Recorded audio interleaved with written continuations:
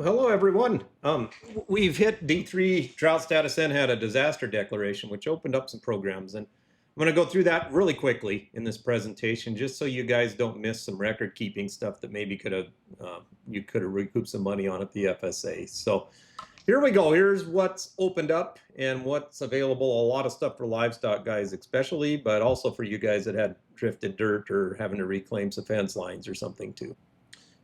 Well, hey, so like I said, we've opened up a menagerie of disaster programs now. One good thing about the drought is that does make us eligible for some of these. So if you're in a D2 or D3 drought area on this map, you're probably in a county now that's eligible for some of these programs. Definitely along the High Line, we've got D3, which opens up everything. So the governor did declare disaster status for Montana, and as part of that, the primary counties are listed up above. So if you're listed in those, you definitely qualify for pretty much all the programs I'm going through, and then all the contiguous counties. So we're looking at a pretty good chunk of Montana here.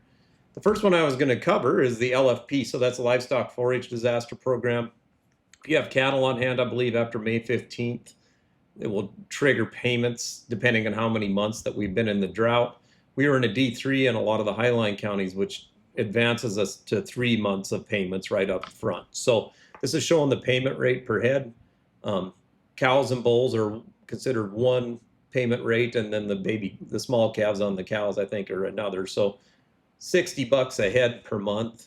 That might be prorated back a little bit somehow, but it's going to be a lot because, I mean, you take a cow-calf pair, that's $60 a month, and we start off with 3 months right off the bat. So that is a program worth looking at. So I wanted to let you know LFP's opened up. That's a thing you're going to have to apply for through the FSA and prove you have enough grassland acres to actually justify the number of cattle that you're claiming. But that's LFP, so that's the first one that's opened up. So for you cattle guys, you could easily be into that for the cattle that you keep around or whatever, $180 a head minimum payment rate on that, and maybe prorated back a little. Next thing that just opened up, what you guys got an email on, is the ECP program, which is Emergency Conservation Program. That's actually for fixing things like all the dirt that blew into fence lines. If you have to move all that dirt and fix the fence lines, there's cost sharing for that. If you need to move dirt off of field roads that blew off and put it back on the field, there's cost share for things like that. It doesn't look like there's cost share for reseeding things like the headlands in a field from the bit ice research. But like I said, contacting your FSA is probably the best way to look into this. But the important thing with this program is you have to get approval before going and doing those practices. So if you're going to go out and rebuild a fence line or move a bunch of dirt, contact the FSA first, now that this is opened up, get approval for it, and they'll cost share up, I think, 75% of the cost of doing that practice. So that's one I've never heard of before, but it certainly applies to this year with blowing dirt.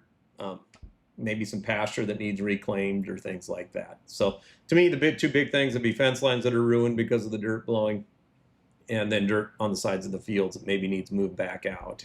So ELAP. So this is another one you need to keep records on if you want to get paid on it. And the big ones are the livestock feed and grazing loss. I don't know anything about that part of it, but it looks like it'll pay so much per animal unit per day for that portion of it. But the big things that it has been used for in the past is helping you truck hay in. So it looks like $3.75 per loaded mile.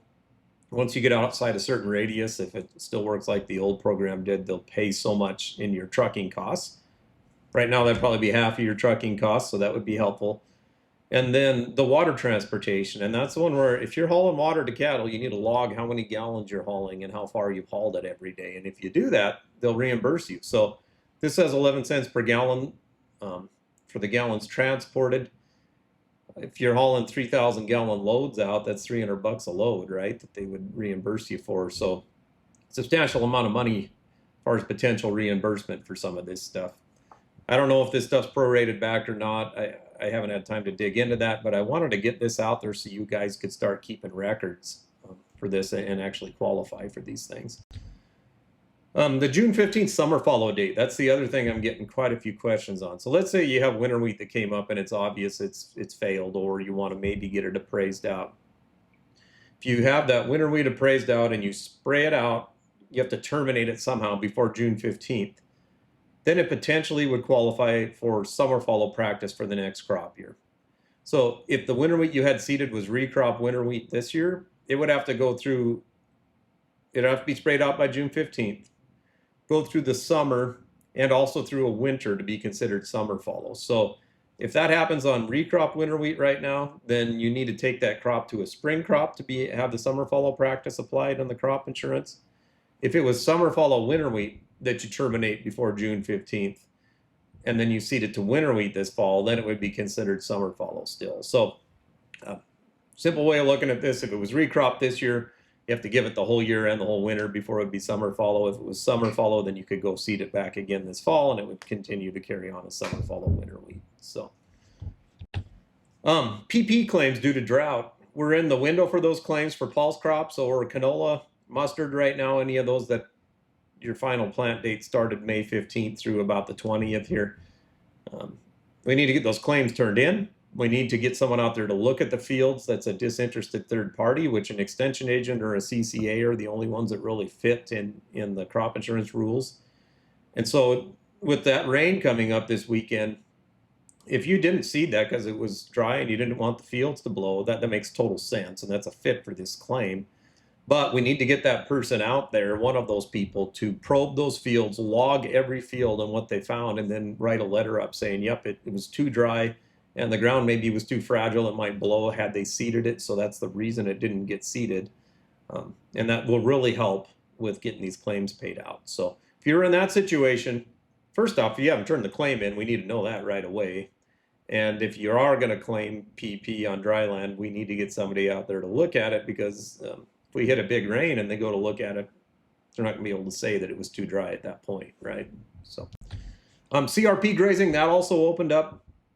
And you can see all over the U.S. the scale of the drought, but it is opened up in Toole County now. I believe you don't even have to take a payment cut right now. Because it's declared a disaster. And I think it might only be opened up for grazing, not haying at the moment. But I would check with your FSA if you're really short of grass and you have CRP that you have potential to access it. This would count as the maintenance for the producer. Don't think that you have to pay any penalty on it, and you can get in there right now. They actually, I think, took the nesting season exclusion off. So that's it. Those are kind of cover the things that you guys should focus on right now. I just wanted to get this out here before you miss some records that you could have kept. That ECP program, you need approval before you start things like having someone move the dirt. So just wanted to get that out there to let you guys know if you have PP claims, you better get those turned in ASAP and someone out there to look at it. And other than that, there is a potential for rain coming. So finally something positive.